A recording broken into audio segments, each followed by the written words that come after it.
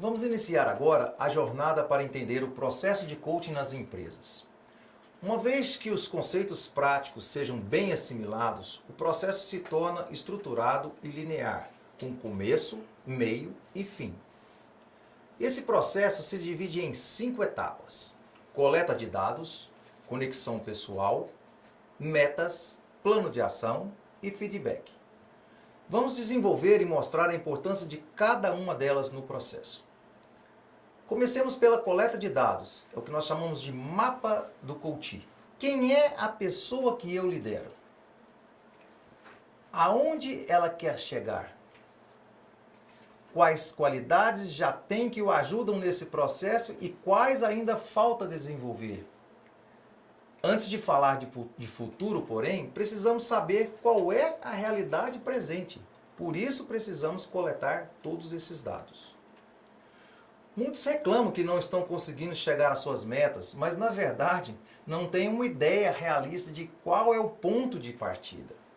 Este é o primeiro passo do coach, entender a diferença, o gap que nós chamamos, que existe entre o real e o ideal.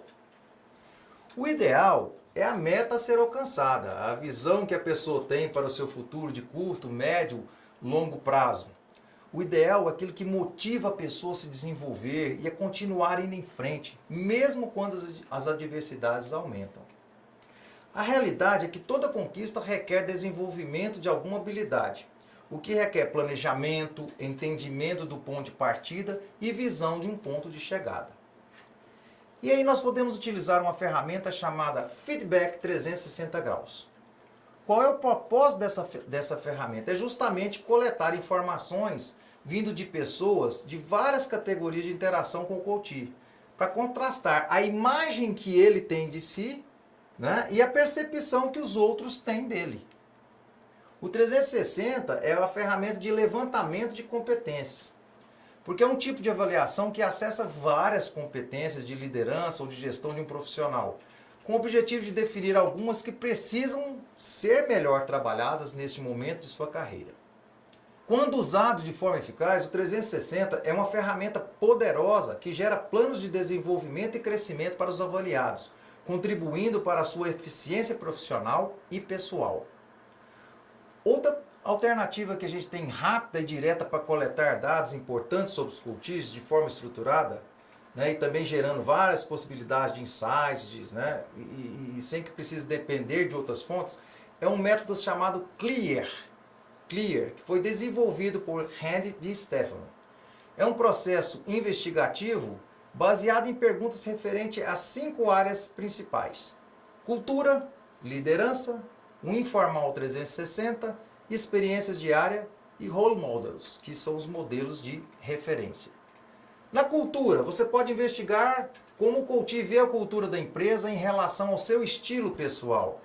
Se existe alinhamento do coach com essa cultura, se para ele como é para ele atuar nessa cultura presente, as dificuldades que ele possa vir a encontrar. Com relação à liderança, é saber qual é o estilo de liderança do coach. Como ele atua quando ele lidera? Informal 360. É o 360, mas de forma informal, o nome já fala. Você vai pedir para o coach imaginar que os seus pares e a sua equipe estivessem sendo entrevistados sobre ele. O que eles diriam? Sobre o que eles reclamariam?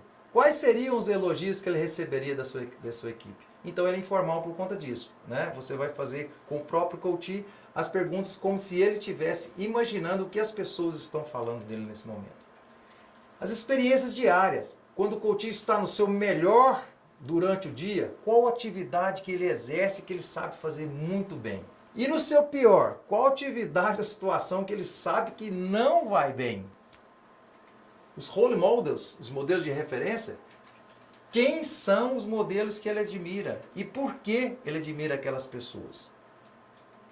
Com tudo isso, essas perguntas são feitas, né, sobre uma situação atual, sobre situação profissionais do passado e sobre o que ele gostaria também no futuro. Com esse resultado do Clear, o coach certamente terá uma ideia mais clara das competências a serem trabalhadas. Nós precisamos também conhecer de valores. É importante que o coach ajuda o coach a refletir e a esclarecer quais são alguns dos valores mais importantes durante essa coleta de dados. Os valores representam o porquê atrás das metas deles, né? O porquê que ele tem aquilo ali. Ele precisa saber. Também a missão. Toda empresa tem sua declaração de missão, representa a sua meta maior, que vai além da meta financeira, lógico. O coach também precisa ser estimulado e parar para pensar sobre a sua missão. E essa missão, ela tem que estar em sintonia com a missão da empresa. É importante que se defina qual é a sua missão pessoal, mas sempre em sintonia com a missão da empresa, né? Ou seja, o que você deseja criar nesse ambiente? Qual é o legado que você quer deixar? Você quer ser lembrado pelo que na empresa? Por que você acorda e vai para o trabalho todo dia? São perguntas desse tipo que vai fazer com que o coach reflita, né, para poder parar e pensar sobre a sua missão de vida. Especialmente para um líder de quem se espera a capacidade de resolver problemas e guiar sua equipe, é importantíssimo você conhecer a sua missão, porque isso vai o manter mais efetivo nas suas tomadas de decisão. Outra coisa que a gente faz também é o funil do desenvolvimento. É muito interessante porque ele inicia com uma meta mais abrangente e gera uma identidade, um papel mais específico, congruente com a meta. E finalmente se estreita para o resultado mais específico ainda. As competências necessárias para quem exerce esse papel. Essa lógica linear gera o plano de desenvolvimento para o coach. E aí, concluída a coleta de dados, passamos para a segunda etapa do processo de coaching nas empresas, que seria a conexão pessoal. Conexão pessoal são alguns aspectos que precisa existir entre coach e coachee. Primeiro, precisa ser confiável essa conexão. E ela só é confiável quando ela é baseada na verdade, na transparência, na simplicidade, na congruência entre valores e ações. É preciso saber escutar a história em si, escutar sem julgar a pessoa, escutar o seu modelo mental, não se deixar levar pela história do coach, pois cada história que ele conta é uma descrição de como ele funciona. E é isso, né? E é nisso aí que o coach tem que prestar bastante atenção. Ele tem que escutar as qualidades do outro embutido nas histórias e trazê-las à tona para que o coach se conscientize delas. Metas.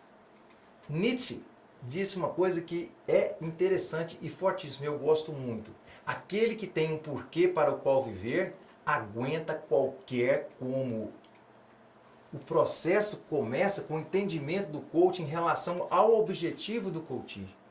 O que ele quer? Qual é a sua meta? Meta de desenvolvimento? Né? É um planejamento de carreira? Ou é uma meta de performance? Uma posição atual, uma melhoria da performance? Qual é a meta que ele quer obter? Uma vez que o coach tem estabelecido o que ele quer, o processo do coach está pronto para começar, pois o coach sabe para onde a pessoa quer se evoluir. Sabendo qual a meta do coach, fica mais fácil ajudá-lo a perceber se as suas ações estão contribuindo ou não para o resultado desejado. O plano de ação. O plano de ação, ele deve estabelecer de forma específica o que se espera que o coach faça e com tal frequência. Quanto mais frequente ele conseguir treinar a competência que ele está desenvolvendo, mais rapidamente ele vai integrar o aprendizado. Importante lembrar que todo o plano de ação do coach deve ser questionado sobre obstáculos para que ele reflita sobre as alternativas mais efetivas para conseguir o resultado que deseja. E aí é a hora do coach fazer com ele um brainstorming, né? É importante a validação do plano de ação. As pessoas conquistam força quando assumem um compromisso. Realizar perguntas tipo, você se compromete com esse plano e com as ações? Você vai cumpri-lo? Por que isso? Porque o comprometimento significa que não há retorno. Por último, o feedback. O feedback, em seu conceito original, é um ato de generosidade, como se alguém dissesse para você: eu tenho informações que podem ajudar você a se dar melhor nessa empresa. Feedback é uma conversa de aprendizado, né? E o William James já falava o seguinte: o princípio mais profundo da natureza humana é o desejo de ser apreciado. Então o feedback ele tem que ser positivo e just in time. E assim, passamos por todas as etapas do processo de coaching, que nos permite entender melhor a importância do coaching no desenvolvimento de competências. No nosso último encontro, vamos desvendar segredos do líder coach. Curiosos? Então, até breve!